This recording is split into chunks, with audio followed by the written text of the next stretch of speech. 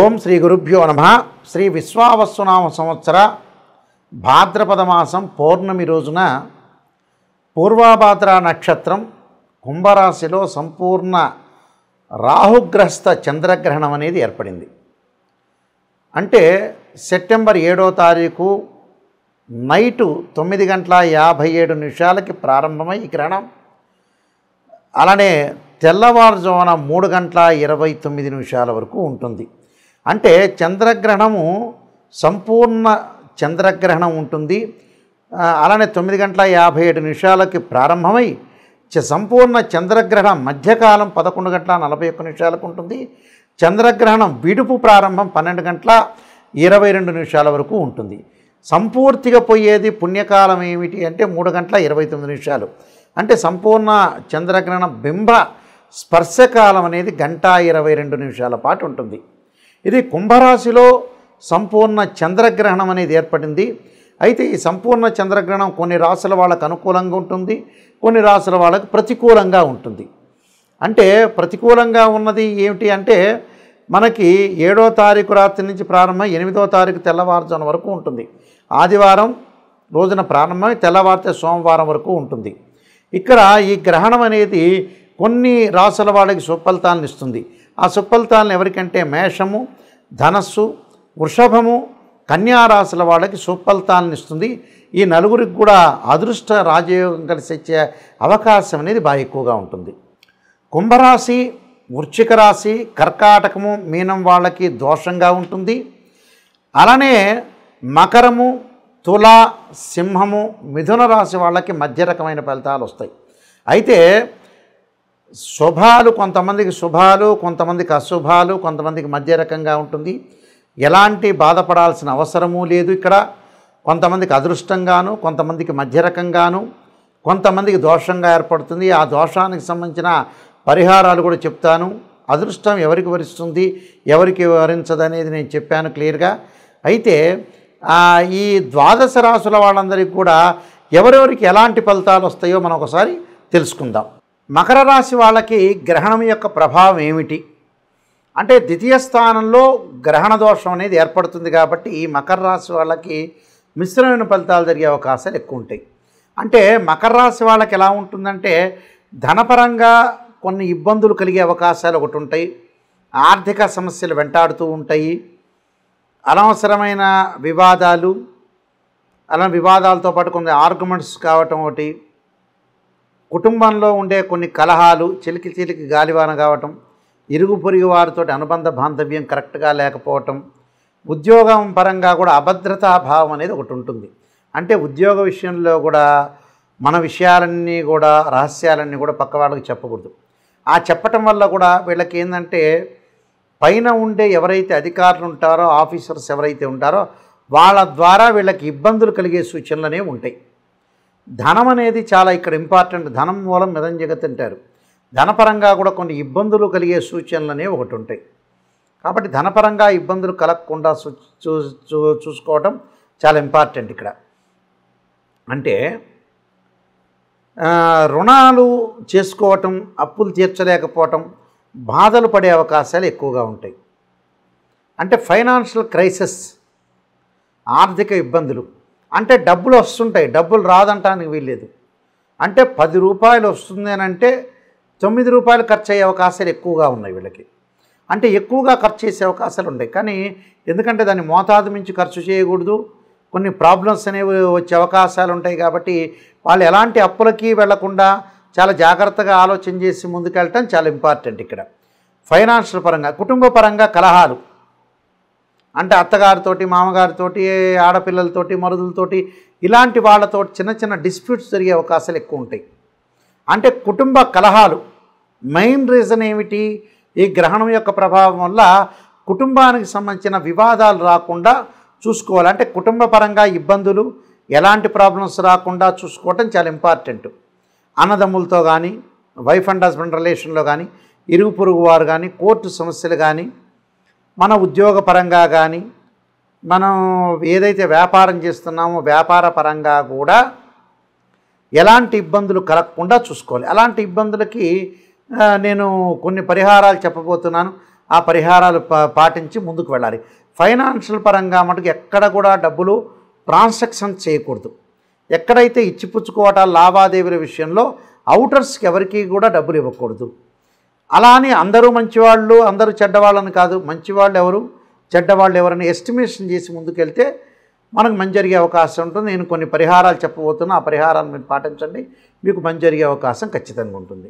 ఈ గ్రహణ మధ్యకాల సమయంలో ముఖ్యంగా చేయాల్సిన కొన్ని ప్రత్యేకమైన పరిహారాలు ఉంటాయి. మనకి ఈ సంపూర్ణ చంద్రగ్రహణం దోష ప్రభావం తగ్గాలి అని అంటే తగ్గటమే కాదు, అందరికీ కూడా మరింత మెరుగైన ఫలితాలు రావాలంటే కొన్ని ప్రత్యేకమైన పరిహారాలు చేసుకోవాలి.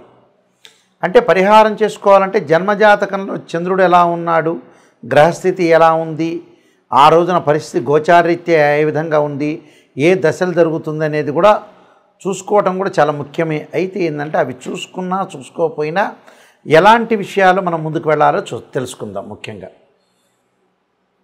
ఎలాంటి విషయాల్లో ముందుకు వెళ్ళాలంటే ఇక్కడ ఈ గ్రహణ సమయంలో పట్టు విడుపు స్థానం అనేది ఉంటుంది. అంటే గ్రహణం పట్టేటప్పుడు నదీ స్థానం కానీ సముద్ర స్థానం కానీ చేయాలి. అది కుదరని పక్షంలో ఇంట్లో స్నానం చేయటం కానీ చేసిన తర్వాత ఏదైతే మనం సాయంకాలం పూట 9:57 చంద్రగ్రహణం అనేది మనకు ప్రారంభం అవుతుంది. ఇది భారతదేశంలో కనపడుతుంది, న్యూయార్క్లో కనపడదు. ఈ గ్రహణం పట్టిన తర్వాత 9:57 స్నానం చేయటం అనేది చేయాలి. అలానే విడుపు స్థానం అంటారు. రాత్రి 12:22 విడుపు స్థానం అంటారు.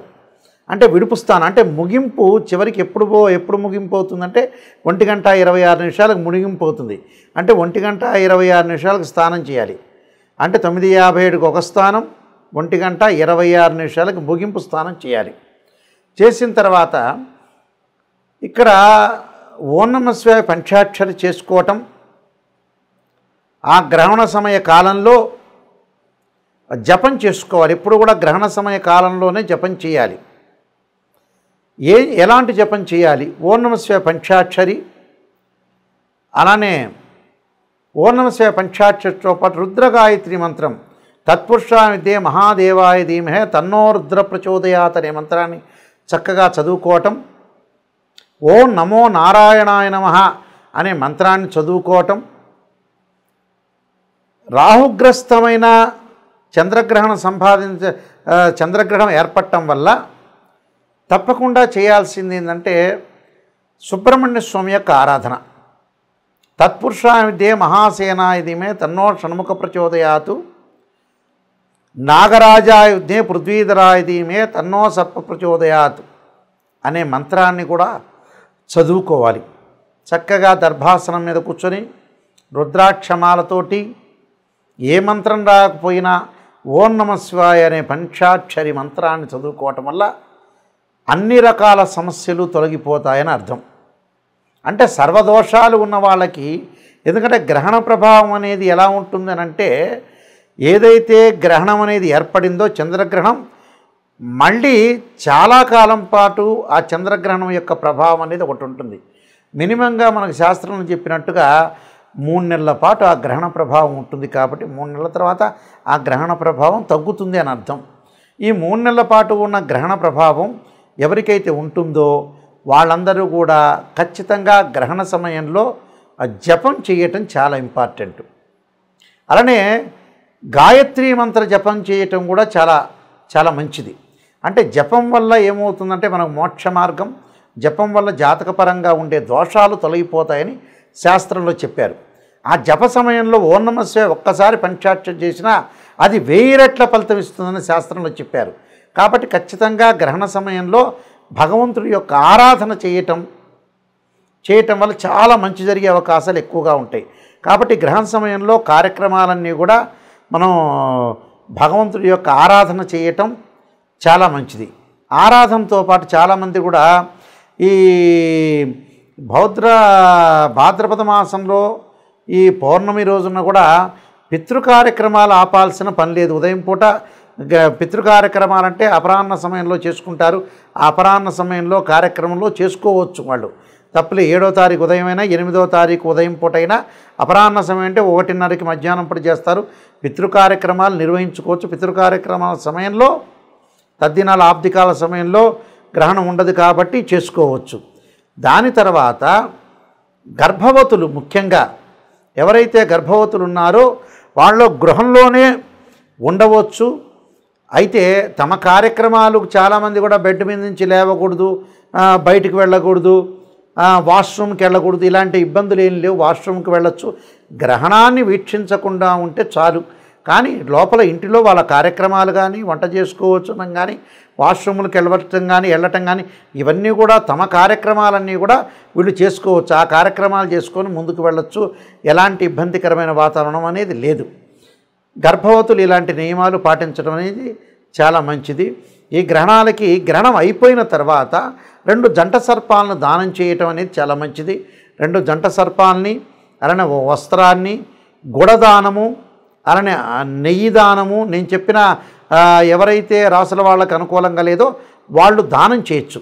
అంటే ఆజ్యదానం, గుడదానం, వస్త్రదానం, సర్పదానం, అలానే బియ్యం దానం లేక ఒడ్లు దానం, అలానే మినుములు, ఉలవలు దానం చేయటం చాలా మంచిది. ఈ దానం వల్ల మంచి జరిగే అవకాశం ఖచ్చితంగా ఉంటుంది. మీ అందరికి కూడా మంచి జరగాలని ఆశిస్తూ సర్వే జనా సుఖినో భవంతు.